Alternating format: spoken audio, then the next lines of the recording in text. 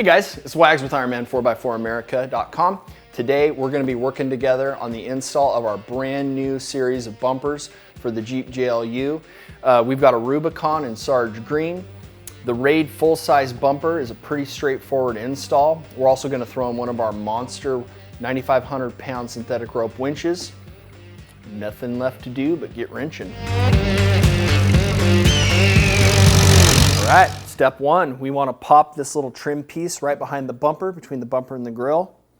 So get yourself a flathead screwdriver and we can pop this center tab up. Go nice and slow. You don't want to break it. Just work your way around. That pops right out like that. Got one on the right side, one on the left.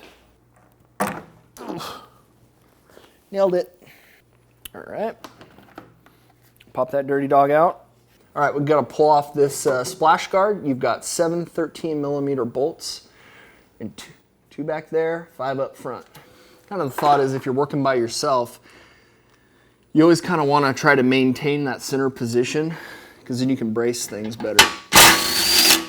See, now everything's just hanging on this one bolt. This makes it easier to lower it down.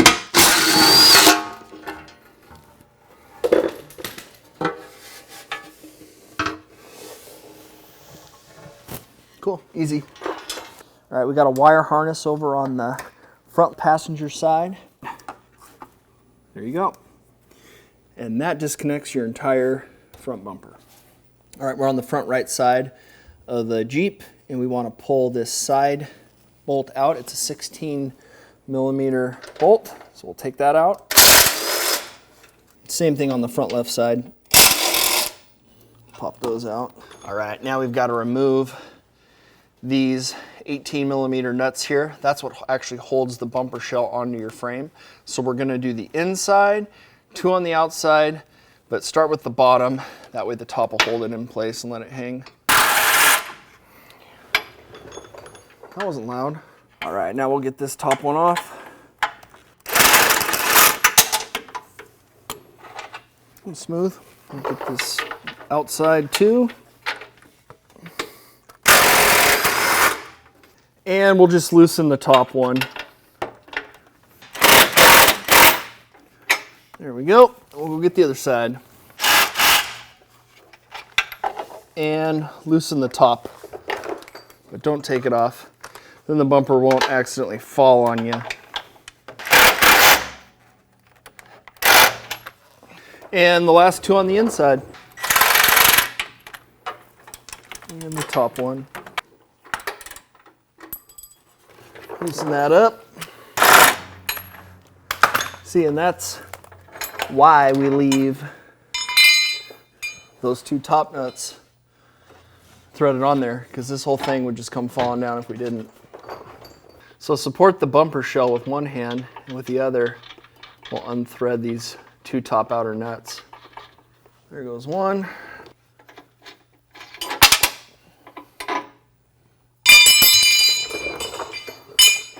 And this bracket should pop off too. All right, so I'm gonna take one hand on the top of the shell, the other on the bottom, if you're doing this by yourself, and then just lift and pull, and you're basically just bench pressing it off, and then I will put it down.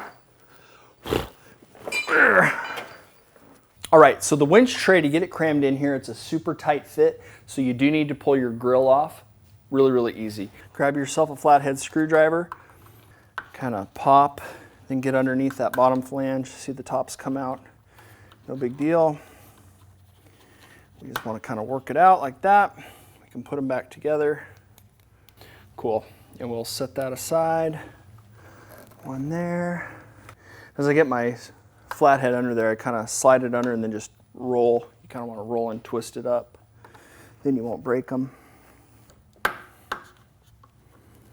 And then we've got one here on the outside, one on the other side. You just want to lift and pull forward. And then the bottom has 2 clips in there and you can just pop them out. And this piece wants to pull away. So don't pull it all the way out yet. So we've got, this is the wiring harness down here. Unclip that just to press the tab and pull. This is going to be your front sprayer. So you might get a little wet here, but we'll just pop it back, hold it up. That'll keep a bunch of windshield washer fluid spraying on you. That's it, then we can remove it. All right, now grab your winch tray from the front, point it straight down. It's kind of a tight fit. Go all the way down and then rock forward. There you go, and it fits. Now, on your Rubicon owners, this is your detachable sway bar. There's a rubber hanger here. It's just gonna touch there, no big deal. All right, so a couple things. One is, now that we've got the winch tray or the winch cradle set in between the chassis rails, we're gonna grab our recovery point. I keep my left knee on here just so I can kind of hold it up. Take the recovery point there. There's a hole right there. You're gonna take this big long bolt with a flat washer, feed it through, and it'll pop out the other side, and you might need to raise or lower the winch tray so that it lines up. It's gonna push all the way through the chassis and out the other side of the frame rail. Now you're gonna have a large nut that's flanged with these serrations. You wanna put it on there and we'll spin it down. All right, we'll leave that loose for now and come back around to the recovery point side. All right, one thing I wanted to mention about the included hardware is these front raid bumpers work on JLs, JTs, the Gladiator, and also JKs. So we've included hardware that works across multiple different vehicle platforms. So some stuff you need, some stuff you don't. So you're gonna have some taller bolts and ones that are just a little bit shorter. We're gonna be working with the short bolts. And you're gonna go right here. There's a threaded nut on the back side. We'll hand tighten that in. You've got a hole right there. It's got a threaded insert on the back. So we'll spin that down. And then if you can look right down the barrel, kind of in between the chassis and the frame, there's a bit of a gap there. So we've included some of these shims for the JL and the JT. And you're gonna face it forward, just like that. And you slide it in between. And you wanna hook the bottom. This little gap's gonna hook on the bottom bolt, and this top gap is gonna hook on the top bolt. And it fits just like that. And you'll need one shim on the driver's side, and then one shim over here on the passenger side. And I've already got this loosely threaded up, but same kind of thing. When we bolt it down, everything will squeeze down nice and tight. So our JLU is a Rubicon, and it's got that super fancy push button sway bar disconnect setup. Other models of Wrangler though that I think don't have the push button disconnect, on the sway bar they're gonna have a little bracket that's the headlight leveler. You mostly see these on international models so that if you raise your truck or your truck's articulating, it keeps the headlights from blinding oncoming traffic. So anyways, if you have that, make sure you rehook it back up. We got our winch tray all mocked up. We got the recovery point bolts all kind of finger tight. And before we went any further, we're gonna put one of our 9,500 pound synthetic rope winches in, one of the monster winches. And let me just show you what we did here. Kind of the hardest part of this whole thing, putting a winch together, is finding a good place to route your positive and negative cables and then the breather line. So we went right in front of the battery, dropped it straight down, avoided anything that was moving around, and had it pop out right here. So we'll go back through and zip tie it all up out of the way of moving parts, keep it away from heat. Pretty straightforward. The control box, before we bolted the winch down, we hooked our control box up because we're gonna come up over the top, mount the control box on top of that flat deck on top of the bumper. It's pretty much ready to go. Now we're gonna go back through. I'm gonna tighten all these recovery point and winch tray bolts down. Then all we gotta do is fit up the shell, bolt our box on. We're getting close. Grab a 16 millimeter wrench and we'll lock this guy down. All right, we're gonna do the same thing on this side. All right, we tightened up our hardware on the inside of our winch tray mount, but on the outside where the recovery points are, leave them loose because we still have a couple bolts that incorporate recovery points when we go to put the shell on. Now, another thing I'll point out, this setup here might look different than if on your Jeep, like if you've got an older JK or you're doing a JT, you might use or lose one of these bolts. So not a big deal. The kit comes with all the hardware you need. Just make sure that you're bolting it up the right way for whatever Jeep you have. If you've got an Ironman 4x4 Saber X light bar, it comes with this standard bracket. That's for if you're bolting it to whatever you want. But if you're gonna bolt it into the top hoop, not the top hoop of the raid bar, you need to take the included bracket like this with the slot going forward and back. That's the side you're gonna bolt to the light bar itself.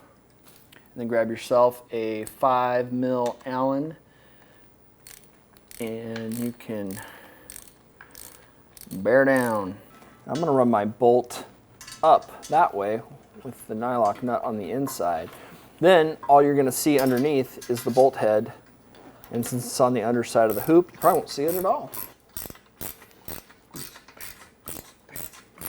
All right, I'm gonna grab a couple 13mm wrenches.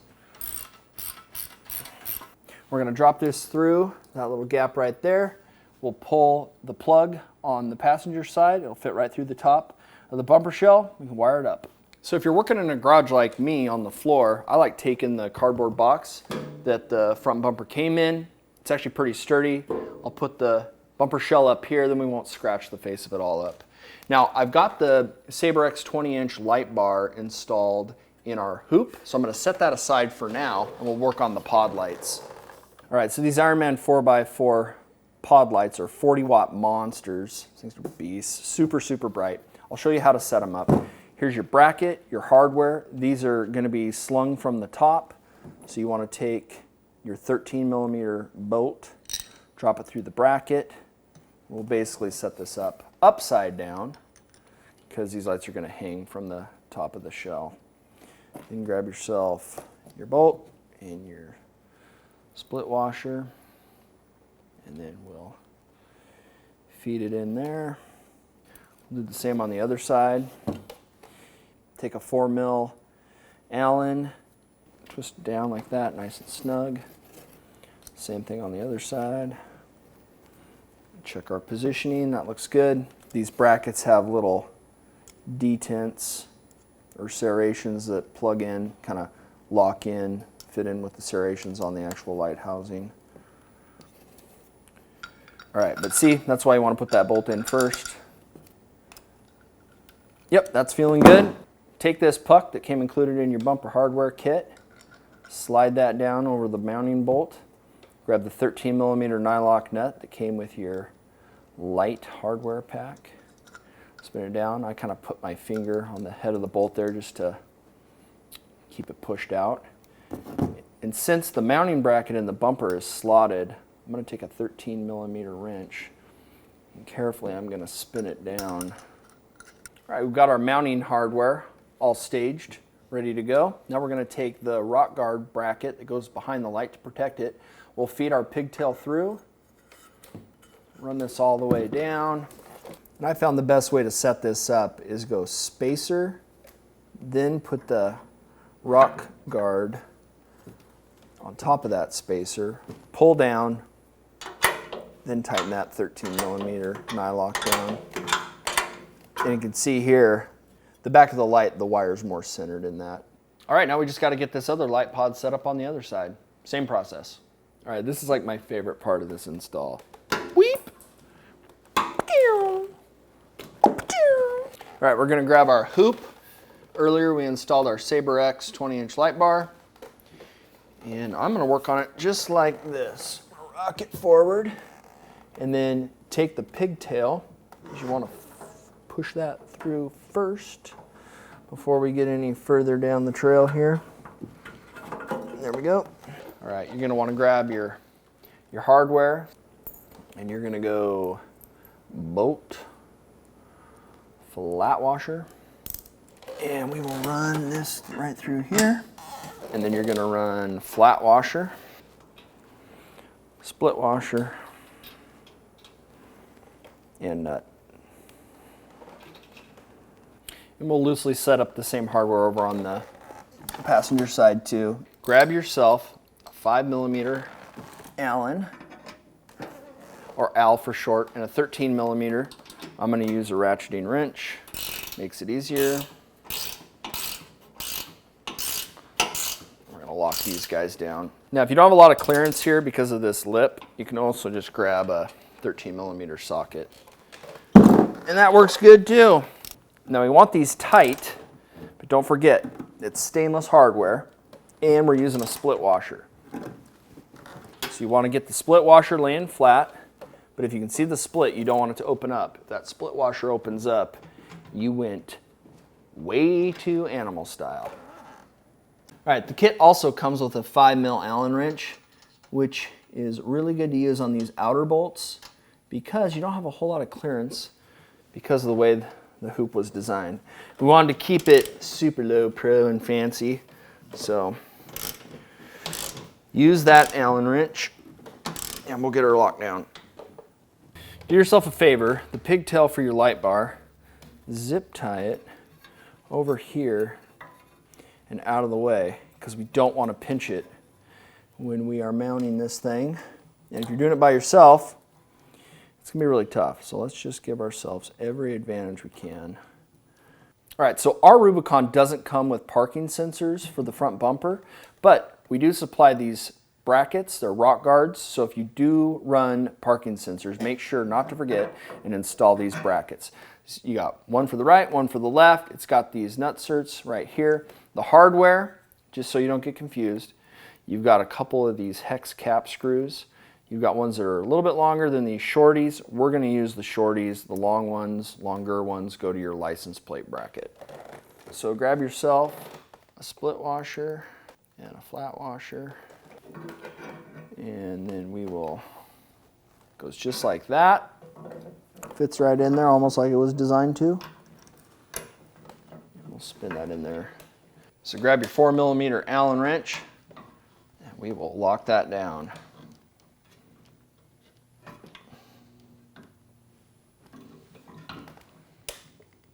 Perfect, let's do the other side. See this? You need it. This is a bolt plate nut, or a nut plate bolt, or a bolt nut plate. Find this piece, you're gonna need them, all four. So put that bolt plate right there. Push these clear plastic retainers. All these is a washer, effectively, that just holds it in place so that when you go to hang the shell on the chassis, these bad boys don't go falling out. We're gonna do one there.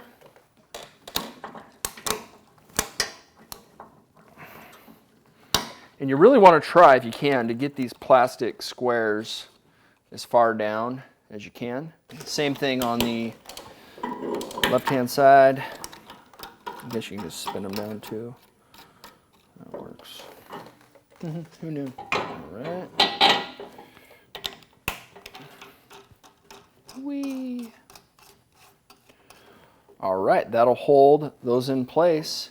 Before you hang your bumper, do not forget, if you're running a winch, which, trust me, you are, and if you're not, you should be, install your fair lead, because you're not going to have access to it once the bumper shell is hung.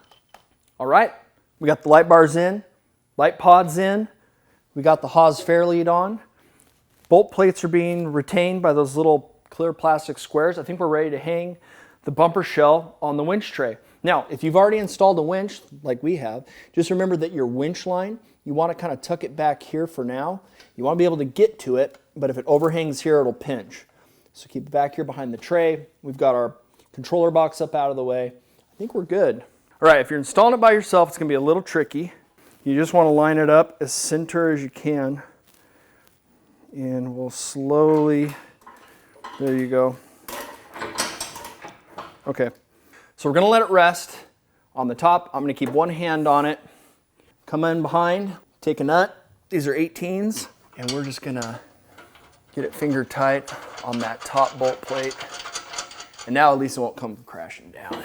Let me just recap real quick on where we're at. We've got a nut threaded onto this bolt plate loosely on each side, so it's holding the bumper shell on so it won't come crashing down on us. The reason why I had you leave your recovery point bolts loose is because you need some adjustability for this guy right here. Kind of feel behind and get that nut plate lined up, and then you're going to have this 18 millimeter bolt, split washer, flat washer, and go right through there. Yeah, nice. Catch a few threads, and cool, we're on our way. I'm going to loosen this top nut off. This was put on out of haste, just for safety. And we're going to grab a flat washer and a split washer. And now we're set up the right way. Now, I'm going to do the same thing here that I did on the driver's side. I can see right up underneath my recovery point where that welded nut plate is lining up. So I'm going to put my bolt through. And if it's off a little bit, we'll just get behind there until we find it. You can kind of also push up on the bumper shell too, just to relieve some of the pressure when you're trying to hand thread in these guys. Take this nut back off. And we'll get the right hardware put back on there. All this hardware here is 18 millimeter sockets. We've got the outside of the mounts done. And we will now go attack the inside, which is a whole heck of a lot harder. All right, we're on the inside of the passenger chassis. See this bolt plate right here? You can put your hand right through the winch access port. There's one on the right and left-hand side on the front of the winch. You can see what I'm talking about. When we went to hang this thing, I got really, really close, but I need to get that plate pushed all the way in. So you can kind of wiggle the bumper, get your hand in there. There we go. All right, now this one is tricky. So with your washer, you want to kind of go up underneath. There you go. And we'll put a flat washer on. We got to get a spring washer in there. Ooh, that worked perfect. So that's the top. Now for the bottom. Bottom should be a heck of a lot easier, but see, again, here's that nut plate. It needs to kind of come over just a hair. So I'm going to go in through the front of the bumper, support it from underneath. There we go. And let's hope we can grab a couple threads here. All right, cool. All right, we're on the inbound side of the driver's side. I'm going to get a washer on top of that bolt, push it back. You can go either way. So I came up from the back, but if I wanted to, I could come up from, I think I can come up from the inside, yep. Get a split washer on there. All right, same thing on the lower side. We're going to get this bolt tucked right in there. I'll show you what I'm using. You can get creative and come up with your own, but I've got 1/2-inch drive, long extension. I think that's a 10. And then I've actually got a wobbler on here, just an impact wobbler, and then a 18 socket. So I'm going to plug all this together. We're going to feed all this up through behind the sway bar, just like this, and then bring it around. I'll start on the bottom here. And now we actually have room to swing our wrench. And it's kind of slow going, but just the way it is. All right, now we will do the inside top. Now we'll grab these two outside 18s, get them tightened up. A lot easier to get to.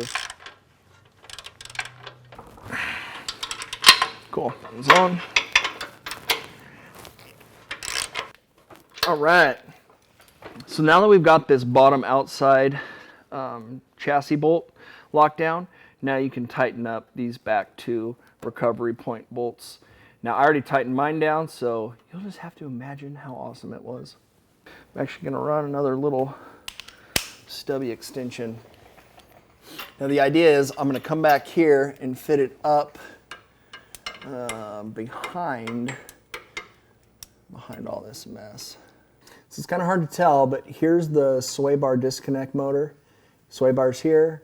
So I fed my extensions behind the sway bar, in front of the steering link, and then just kind of worked it all the way through forward to the back of this lower inside bolt.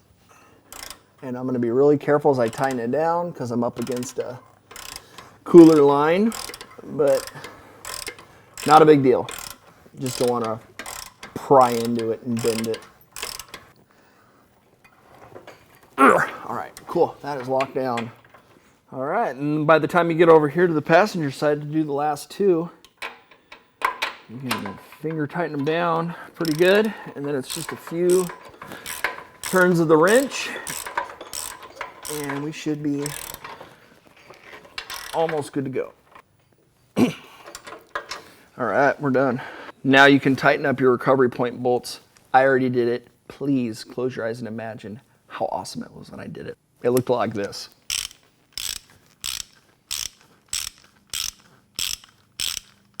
Am I still doing this? All right, one more thing I need to do is I tucked our winch line back out of the way so it wouldn't get pinched. And now I'm just fishing it back through. Just make sure you understand if it got unwound a little bit, which way. You definitely don't want to kink it. So there we go. Now let's get our license plate bracket bolted on. We'll spin this down with a 4mm Allen wrench, and we'll do the other side. Spin this other side down. If only I had a cooler license plate. Ah! Okay, now we got to wire up all of our lighting, and to get our light pods wired up, grab your original Jeep bumper, and we're going to unplug the wiring harness from the fog lights. And you can either take a little body clip removal tool and pop out all these clips, but we have to cut them anyways to get the wire out. So I'm just going to use some wire cutters. You want to be careful not to actually cut the wire. Just cut the sides of these. That works real easy. Ooh, I got a squeaky wheel on my stool. Hey, do you think that's what all those oily stool commercials on the radio are about? Never really thought about it. All right, we got it out. It's actually going to go like this. Stick with me, camera guy. So we unhooked this from the main harness on the chassis. Slide it back out. Hook that jerk back up. This slides back in. Cool. We will run this end over to the driver's side. Look, we can't reuse the OEM plug, so we're just going to cut this there, and then we can wire it directly up to our pod lights. Good to go. Then you can just use all your factory switches in your Jeep to turn your fogs on and off. It's really that easy.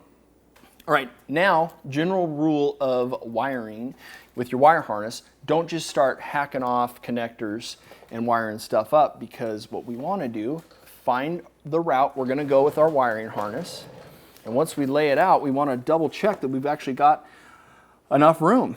Because listen, you may be running to the end of that rainbow and discover that there just ain't no pot of gold. Right, Lucky? So it's like I always say, measure twice, cut twice. It's really the most efficient way of doing it. All right, I found an oil cooler line that runs across the front of the truck. It's up and out of the way. So I'm just going to zip tie this wire harness to the front of it. Then all we're going to do is either solder on or use butt connectors. See this German plug? Some people call them Deutsch plugs. I don't know why. But anyways, get this German plug put on, get it sealed up, watertight, hook it up, ready to rock. All right, so let's get this grill back on. Go nice and slow. You don't want to scratch any paint. And what we're going to do is we're going to set the bottom in here. And before we hang the top, we've got a couple things we've got to hook back up. One is there's this little wire harness down here. Goes right back in like that. Cool. That's hooked up. This is your front camera sprayer, so you can keep your camera clean. And yeah, that was the camera wire right there. So we're good to go. And then I like to hang the top first. You fit the top, it's hanging, cool. Now come down on the center, and you're gonna have to give it a nice good push. Kind of work your way out. All right, now we'll push our little plastic clips back in. Don't forget, if these things pull apart, they're a two-piece kind of dealio, so you can put them back together. Holy shnikes, I think we're done. Guys, I hope I covered everything, but if I didn't and you have questions, please reach out to us. Reach out to us at Ironman4x4America.com or 971-264-9016. Our customer service agents are standing by right now, waiting to take your money. I mean, help answer your questions. You can also find us at Facebook, Instagram, and all that other internet nonsense.